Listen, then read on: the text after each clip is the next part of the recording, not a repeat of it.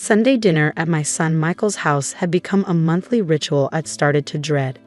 But I kept going because I wanted to see my grandson Tyler, and because I kept hoping things would get better between us. They didn't. "Mom, could you please not do that?" Michael said as I helped Tyler with his homework at the dining table.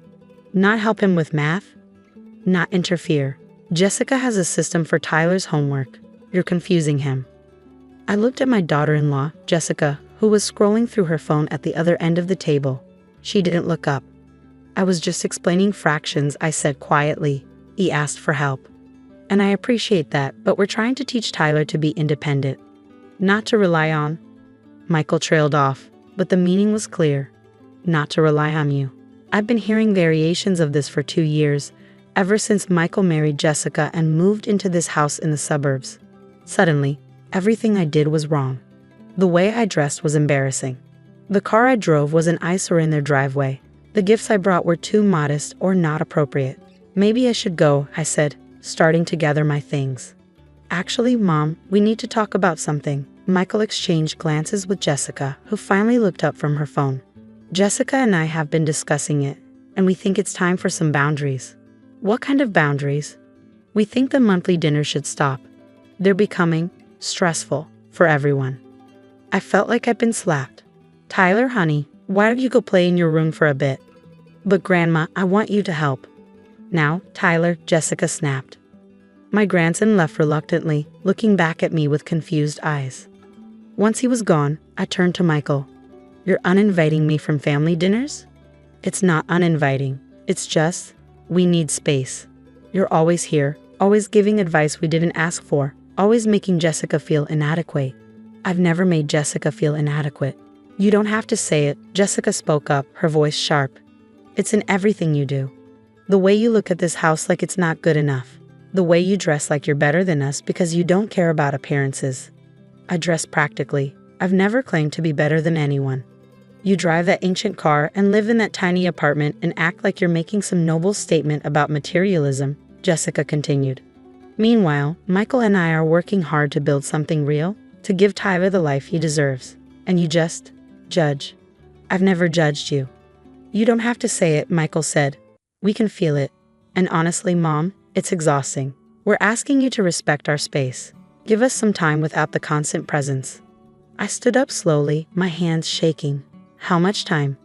"We'll reach out when we're ready. Maybe for Tyler's birthday in a few months." "A few months? Michael, I'm your mother. Tyler's my only grandchild. And he'll still be your grandchild in a few months.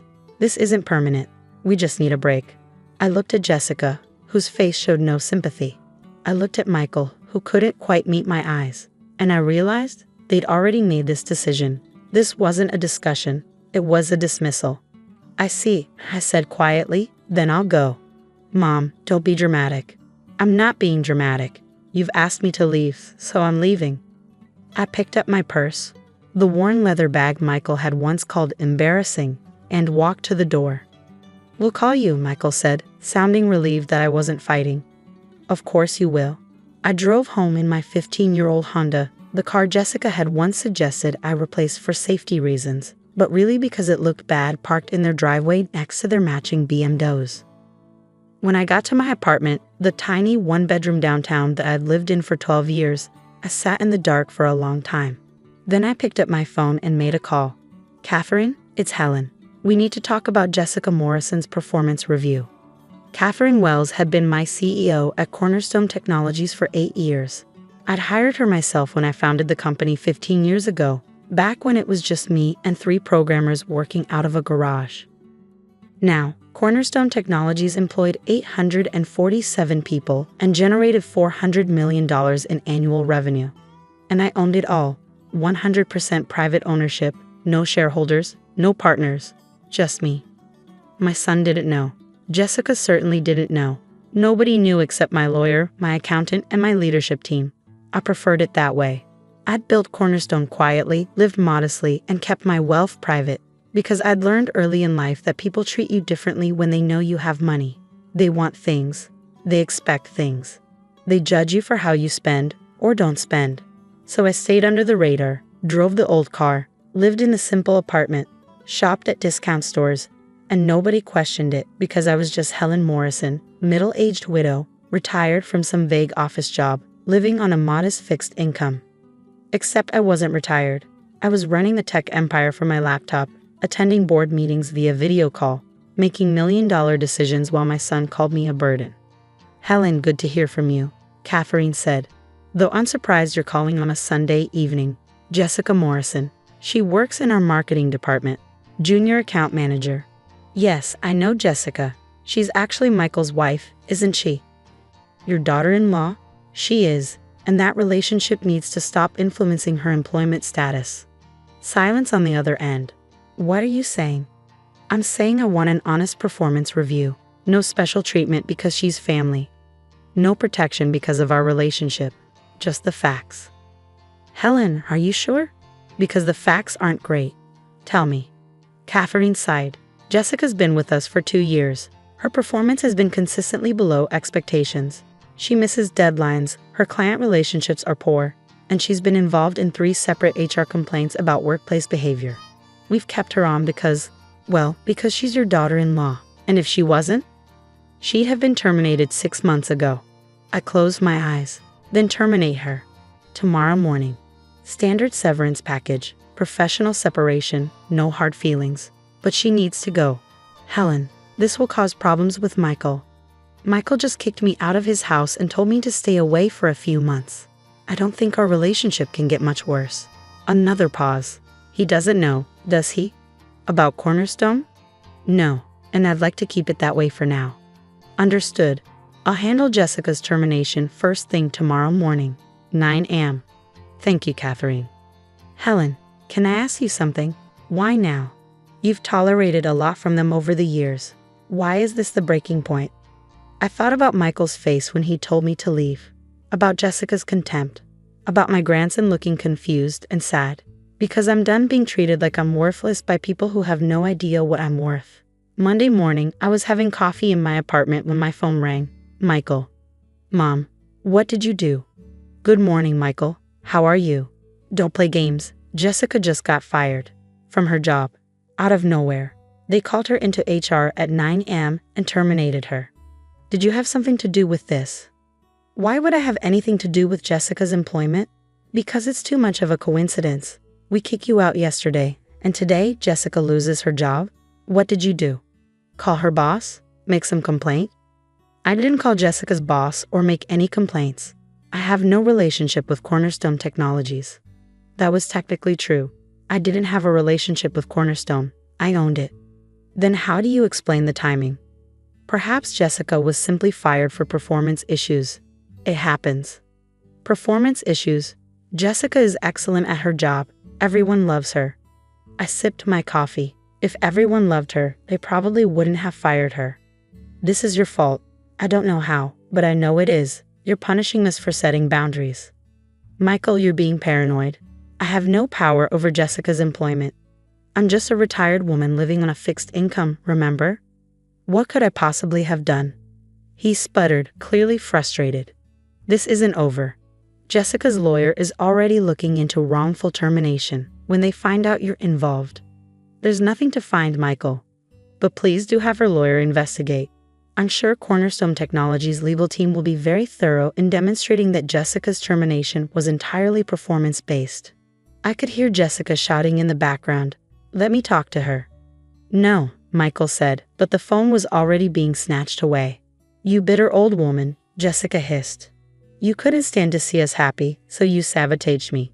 But you made a mistake. We'll sue. We'll take everything you have. Jessica, I have a 15-year-old Honda and a 1-bedroom apartment. What exactly will you take? Your dignity, your relationship with your son, your grandson. You'll never see Tyler again after this. Something in my chest tightened. Is Michael agreeing to that? Michael does what I tell him. And I'm telling him you're toxic. You're out of our lives, forever. The line went dead. I sat there for a long moment, staring at my phone. Then I made another call. Catherine, it's Helen. I need you to send me Jessica's complete personnel file. Every performance review, every HR complaint, every documented issue. I want it by the end of the day. Already ahead of you. I'll email it within an hour. Helen, are you okay? I'm fine, just preparing for the fight they're about to start. The lawsuit came 3 days later. Jessica Morrison versus Cornerstone Technologies, alleging wrongful termination, discrimination, and retaliation. The complaint specifically mentioned that she was fired immediately following a family dispute with a relative who may have connections to the company. They were fishing, trying to establish my connection to Cornerstone. They had no proof, just suspicion and timing. Cornerstone's lawyers filed a motion to dismiss, including 47 pages of documentation detailing Jessica's performance issues, complete with dates, examples, and witness statements. It was devastating and entirely factual. But Michael and Jessica didn't give up. They hired a private investigator to look into my background, trying to find the connection between me and Cornerstone Technologies. They wouldn't find it. My ownership was buried under layers of holding companies and trusts. All perfectly legal, all completely opaque. Unless I chose to reveal it, they'd never know.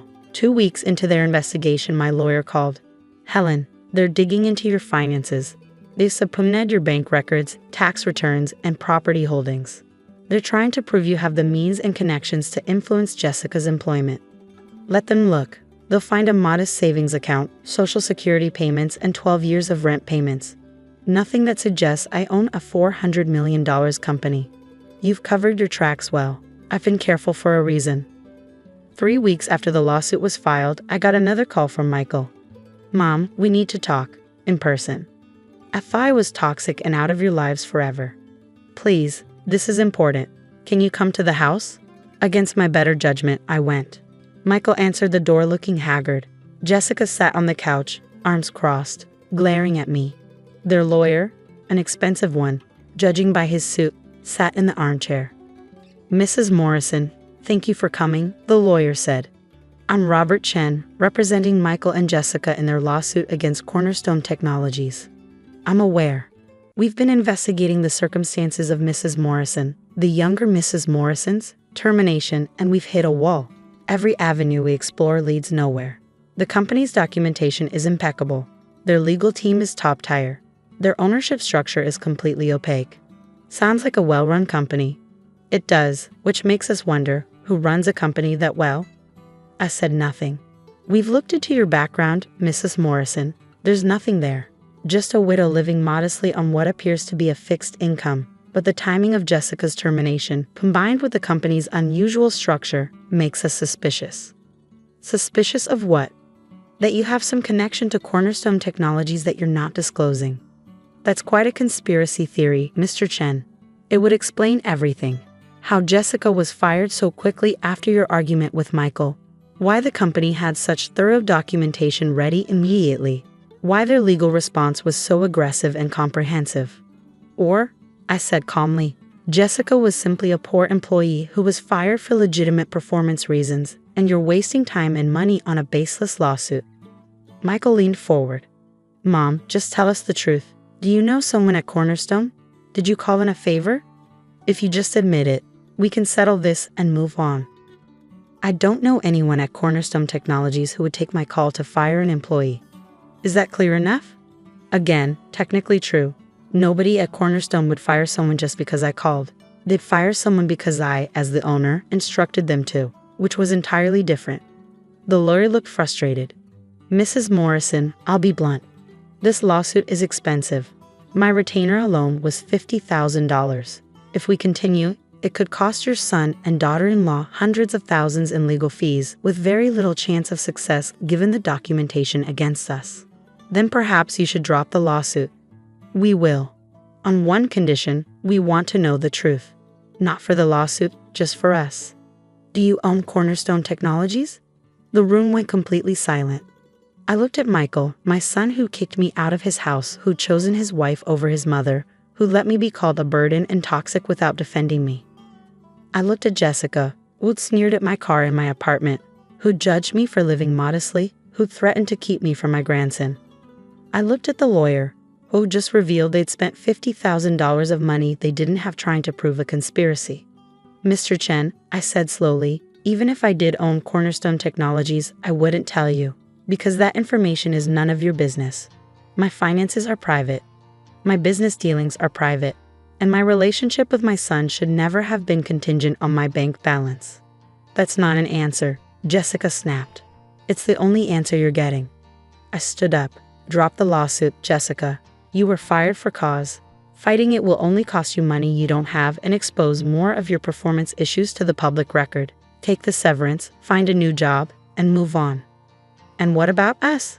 Michael asked quietly. What about our relationship? What relationship, Michael? You kicked me out. You told me to stay away for months. You let your wife call me toxic and threaten to keep me from my grandson. You chose to believe I was some bitter old woman instead of someone who might have legitimate reasons for her choices. I didn't know what else to think. You could have trusted me. You could have asked me directly instead of hiring a PI. You could have given me the benefit of the doubt. I picked up my purse. But you didn't. And now you have to live with that choice. Mom, wait. Goodbye, Michael. Mr. Chen, Jessica, I trust you'll drop the lawsuit by the end of the week. If you don't, Cornerstone's lawyers will file for sanctions and legal fees. I'm told that could be quite expensive. I walked out. The lawsuit was dropped 4 days later. I heard through my CEO that Jessica had found a new job, an entry-level position at a much smaller company with a significant pay cut. Michael tried calling several times. I didn't answer. Then 3 months later, my grandson's birthday arrived. I received an invitation, a simple card in the mail, addressed in Tyler's handwriting. Dear Grandma, please come to my birthday party. I miss you. Love, Tyler. I called Michael.